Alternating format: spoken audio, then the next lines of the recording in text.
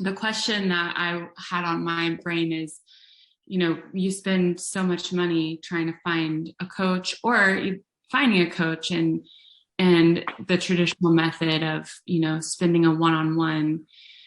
I know you're offering the School of Reinvention, which is your new subscription coming out. How does that parallel? How does that differ? What can you kind of get out of your program that you can also get from traditional one-on-one, and why did you choose to do it like that? Yeah. So for me, the inspiration, so the challenge I had when I came to coaching was the price tag. I was a teacher at the time. I was teaching middle school math, and if you can imagine, if you know anything about the teaching profession, doesn't make very much money. So hiring a coach definitely seems like one of those things like, okay, I really can't afford to do that unless they are super cheap. And so I found a coach. I had that first session. I was like, oh, this is so good. Like, I need this in my life. I knew already I needed it because I had my master's in psychology and focus on coaching. So I know how important and valuable this is. Like, academically, intellectually, I knew it.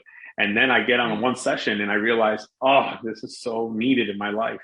And I was, kind of like at a crossroads here. What do I do? Like, it's a lot of money. And I think the sticker shock is what slowed me down on taking action. But in the end, I did. I had to put it on credit cards because I just didn't have that money. But I was really betting that this was going to pay off in a big way, and that within a year's time, I'd get my money back and more, because I'd be able to create new opportunities in my life, and I'd be in a very different position. That said, I really reflected on what it feels like to make that big investment in yourself. And it's not easy to make. That was one of the first major investments I made in myself. And I even took it in small stages. I actually didn't do the full year. They had a better deal for the full year in terms of like the hourly rate. But I decided to only do not even six. I think I might've done 3 months first, because it kept the price tag much smaller and I was able to handle that. And so I was thinking about that sticker shock that some people go through when they're starting to take that on for the first time. And I thought, what if there was another way where I can still receive all of the value that one gets through coaching, but perhaps at a lower price point? And I thought about this idea of doing it in a group, because one of the things I learned along my journey was that going at goals by myself, not as powerful as when I do it with others. And so I thought, wow, what if we combine the power of community with the power of coaching? And so what I've called it is community-based coaching. And it's an opportunity for people to come into a group kind of coaching session, but not your traditional group coaching session, where we host a variety of different types of sessions for co-working together, which is where we get the accountability. Because when we're working together, we're kind of accountable to each other. You're not just accountable to your coach. See, I could always tell my coach, I don't want to, but if push comes to shove, I could say, well, I'm paying you, so you should just tolerate the fact that I didn't do my work that I said I was going to do, because I'm paying you. Like, hey, life will go on. But let's face it, life might go on, but I wanted that goal, so I should have worked on that. But what I've noticed is that when I committed to somebody I'm not paying, maybe somebody who's supporting me in another way, maybe like just emotionally supporting me, maybe supporting me through, they know something about the field I want to go into, and they're just sharing a lot with me. I kind of feel like, wow, I don't want to let them down. They're helping me so much. I better do my part. So that accountability is actually more powerful when you do it within a larger group. So I want to bring that into co-working sessions. There's also the session where we actually tackle some of these problems and challenges in a group setting, where we can do breakout groups, and we can do it as a whole, where I take in challenges and opportunities that people have, and I start throwing questions back into the group and into the person who needs the help. And we work some of those out in live calls. And the final part of coaching that I bring to my clients in a one-on-one setting that I can bring at scale is thinking. One of the things I discovered working with clients was that we don't give ourselves enough time to think.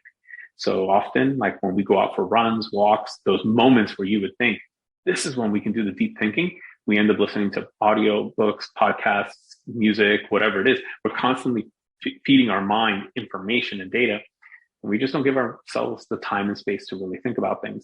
And so part of what I'm trying to build out here with community-based coaching at the School of Reinvention includes time to think, guided, facilitated sessions where I ask very difficult questions, prompts that I'll use to get everyone to think, and then give the time and space for people to write their answers, to really explore and do the deep thinking.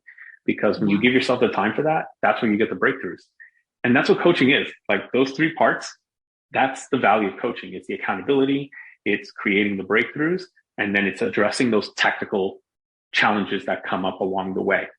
Combining all those into community based experiences makes it even more powerful because now you're part of a group. When you need help on something, you can go to somebody else in the group. Your coach shouldn't be the only person you can go to. There should be plenty of other people you can go to. And so if you're doing it in a group as part of a community, you can get all that help. So this is what I'm trying to build. It brings the price point down and it's a good way to start.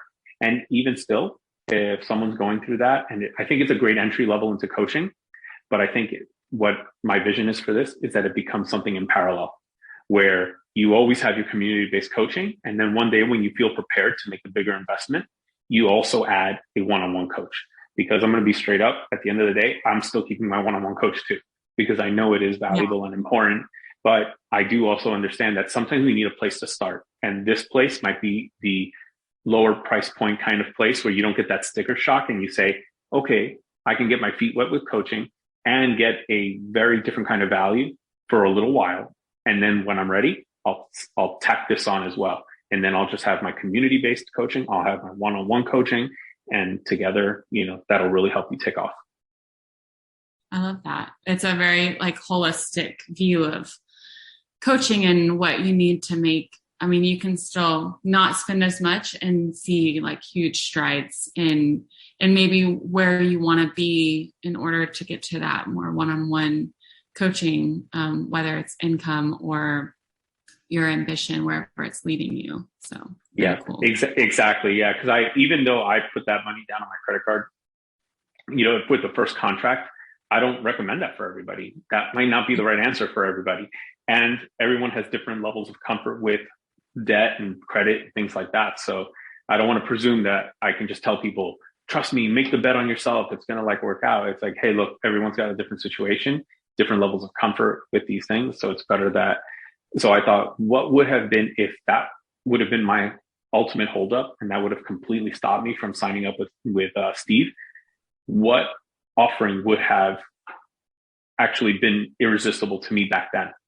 And This community-based coaching would have been perfect because I would have been wow, this is $197 a month. This is doable. I can swing this, and it's month to month. I don't have to sign up to a long-term contract. I can take it month to month. If it doesn't work after 1 or 2 months, I could step away from it. Or if I have challenges with money or whatever it might be, I can just, step away. But if it's working, I can keep it and then just keep going month to month. So I think that's where, again, it's really about how do we create an easier entry point into the world of coaching. Gotcha. Awesome.